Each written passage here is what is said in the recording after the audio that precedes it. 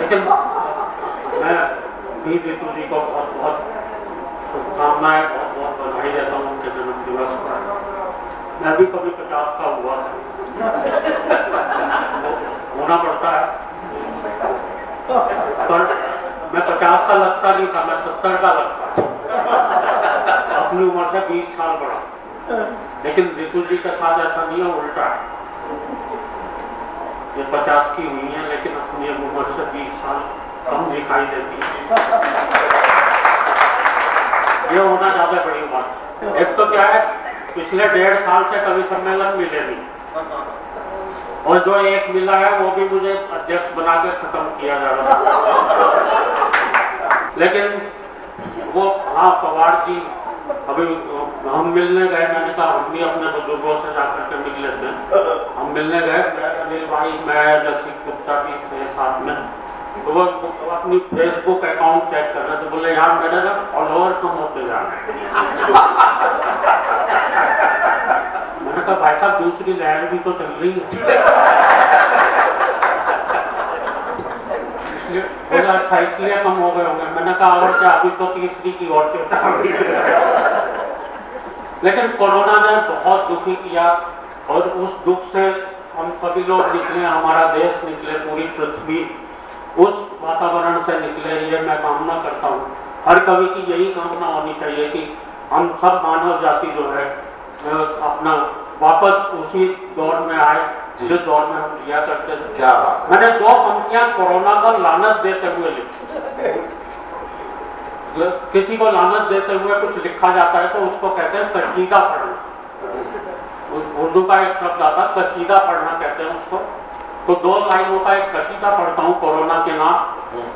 आ जाओ विनय भाई, बहुत बढ़िया कविता पढ़ी आपने। अरे भैया, वैसे मेरे ख्याल से आपके पास पूरा कैलेंडर होगा, सारे आज इसका जन्मदिन है, आज इसका जन्मदिन है, उनकी जीवनी पढ़ो। नहीं, फार्मूला मेरी समझ में आ रहा है, धीरे धीरे मैं भी 2010 में आ रहा। तो 2 पंक्तियां कोरोना के नाम की है। कोरोना क्या कशीदा पढ़ूं मैं तेरी शान में, है कोरोना क्या कशीदा पढ़ूं मैं तेरी शान में, पूरा 1.25 साल गुजार दिया लिखकर और बनियान में।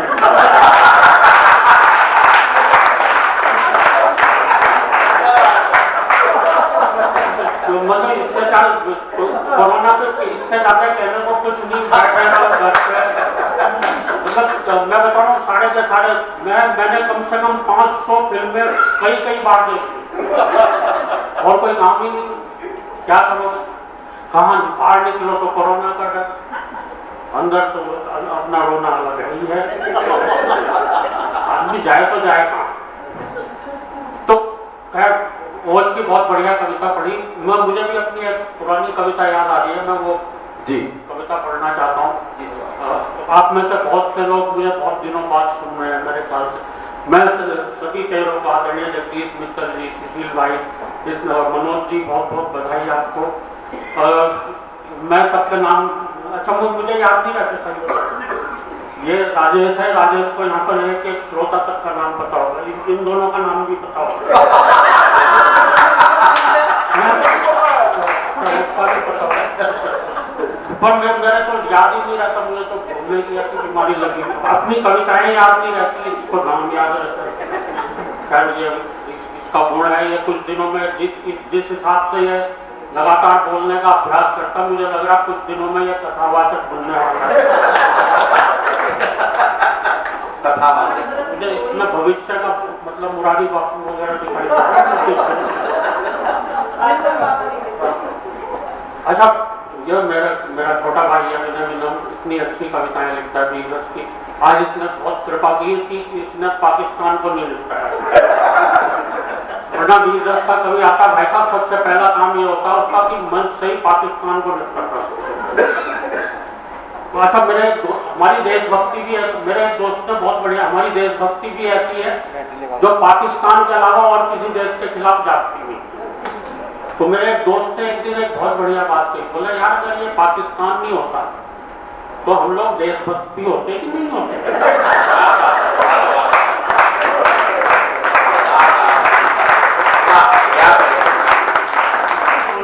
हालांकि एक और दोस्त ने उससे भी बड़ी बात कह दी, बोले यार अगर हम वाकई में सच्चे देशभक्त होते तो आज ये पाकिस्तान नहीं होता। अच्छा मैं बता रहा हूँ, अच्छा बिजनेस में बहुत से लोग अतिशयोक्ति तो करते ही करते हैं, कोई कोई तो इतनी ऊंची छोड़ेगा। ऐसा हुए पिछले दिनों एक कवि को सुन रहा था, बड़ी जोर से चीखते हुए बोला, राख लगाकर जीप खींच लो बाकी पाकिस्तान की। मैं चौका, मैंने कहा राख लगा कर क्यों खींचे? बोले जीप है स्लिप कर सकती है। अच्छा लोग आएगा वो सही बता रहा हूं, जिन दिनों कारगिल में लड़ाई छिड़ी हुई थी उन दिनों मेरी ये कविता बनी। हुआ क्या कि जब युद्ध छिड़ता है, किसी देश के साथ युद्ध होता है, पाकिस्तान से हमारी सीधे सीधे लड़ाई हो रही थी, तो जनता में जोश आ जाता है। हर नागरिक सोचता है कि मैं भी एक सैनिक हूँ, वो अपने स्तर पर वहां पर लड़ना शुरू कर देता है। अच्छा जोश आया तो मेरे मोहल्ले वालों को भी आ गया, उन्होंने सोचा अब इस जोश को कहाँ निकालें। बोले सोचा एक वीर रस का कवि सम्मेलन करवा। अच्छा भाई साहब वीर रस के अच्छे कवि जितने भी थे वो पता नहीं कहाँ बिजी थे, उन्हें कोई कवि नहीं मिला वीर रस का, तो उन्होंने क्या किया,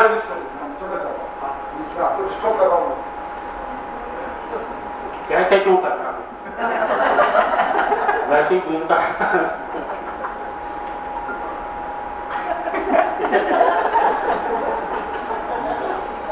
पाकिस्तान सीमा में जा रहे हैं, देख लियो मेरे तो पहन के नहीं जा रहा इसीलिए चुपचाप निकला भाई साहब, बात ही कंपनी देखी। मतलब कोरोना के बाद पहला कवि सम्मेलन है और मैं भी बगैर जूतों के साथ पहले मैं ही निकल ली है। मैं कहाँ था यार, पाकिस्तान जीप खींच लो राख लगाकर। अच्छा वो तो कोई वीर रस का कभी नहीं मिला। हाँ, कोई वीर रस का कवि नहीं मिला। वो पता नहीं कहाँ से 50-60 कवि पकड़ के लाए। उन्होंने क्या किया, सड़क पे जो भी मूंछों वाला आदमी दिखाई दे रहा था उससे कह रहे थे यार तू वीर रस का लग रहा, आजा मंच पर बैठ जा। मैं उस कवि सम्मेलन को सुनकर आया, मेरी एक हास्य रस की कविता बनी, किसी पर कोई कटाक्ष नहीं है, सीधे सीधे आप तक कविता पहुंचा रहा हूँ। एक बार तालियां बजाकर मन दूसरे मन से आप सुनेंगे, उससे दूसरे मन से मैं आपको सुनाने की कोशिश करूंगा कि कारगिल युद्ध पर वीर रस का कवि सम्मेलन था। मंच के थे बहुत ही ठाट बाट, वीर रस के कवि बैठे थे लगभग 60। मैं खुश हुआ, 60 कवियों की पूरी प्लाटून। भाई क्या बात है, आज की रात तो पाकिस्तान के लिए कहर की रात। जब एक ही कवि पाकिस्तान को निपटा देता, 60 उसका क्या हाल करे। आज की रात तो पाकिस्तान के लिए कहर की रात है। फिर आशंकित हुआ 60 कवि, वो भी एक ही रस के, भगवान बचाए जो लड़ाई इनकी आज पाकिस्तान से होनी है, कभी वो इनमें आपस में न छिड़ जाए। 7-8 कवियों ने तो कर रखा था संचालक का घेराव। एक कवि बोला देते हुए मूंछों को ताव, पहले कविता पढ़ने मैं जाऊंगा, क्योंकि शुरू में ही यदि किसी और कवि ने पाकिस्तान निपटा दिया तो मैं क्या बाद में झुंझुना बजाऊंगा, तालियां बजाते रहेंगे। पर कवियों ने श्रोताओं में ऐसा जोश भर दिया कि पहले कवि की कविताओं की बमबारी ने ही पाकिस्तान को अधमरा कर दिया। पूरा मंच बन गया था बनकर, सभी कोसने लगे पाकिस्तान को जमकर।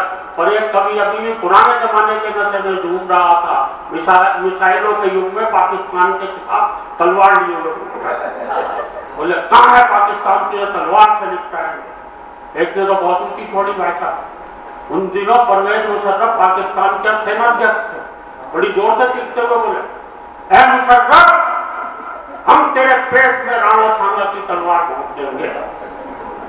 मैं चौंका, यार राणा सांगा की तलवार साले 400 साल पुरानी। बोले कुछ नहीं यार, उसकी धार से मरेगा तो मरेगा, नहीं तो साला सेप्टिक से तो मरी जाएगा। तो एक कवि ने पाकिस्तान को बंदूक से, एक ने तोप से उड़ाया। एक कवि तो शायद अर्थशास्त्री था, एक भी पैसा खर्चा नहीं किया, पूरा पाकिस्तान फूंक से उड़ा दिया। अब जो कवि आया उसने अपने एक हाथ कमर पर लगाया इस तरह से, एक हाथ एक दिशा में उंगली करके उठाया इस तरह से और जोर से चिल्लाया, सुन ले पाकिस्तान सुन ले। मैं चकराया, और इस पंक्ति पर आप सभी की तालियां था तो मैं टकराया, अबे ये क्या क्लेश है, जिस दिशा में यार ये कवि उंगली उठा रहा है उस दिशा में तो बगला क्लेश। इसे कविता को गलत डायरेक्शन में नहीं सुनाना चाहिए था, ये वाला हाथ पीछे करके दूसरे वालों को करना चाहिए। वो फिर चिल्लाया, सुन ले पाकिस्तान सुन ले। इस बार एक श्रोता ने खड़े होकर जो बात कही उस पर आपकी तालियां चाहता हूं। वो फिर चिल्लाया, सुन ले पाकिस्तान सुन ले। एक श्रोता खड़ा होकर बोला, अबे क्या और किससे कह रहा है, पाकिस्तान तो जन्मजात कह रहा है। कभी ने उस श्रोता की नहीं सुनी और इस बार वाक्य बदला, इस्लामाबाद अगर मेरी बात सुन रहा हो तो सुन ले, इस्लामाबाद अगर मेरी आवाज सुन रहा हो तो सुन ले। और अगली पंक्ति पर फिर आपकी तालियां उठनी चाहिए। पीछे से एक श्रोता बोला, भाई जब तुम्हारी आवाज यहीं तक ठीक ठीक नहीं आ रही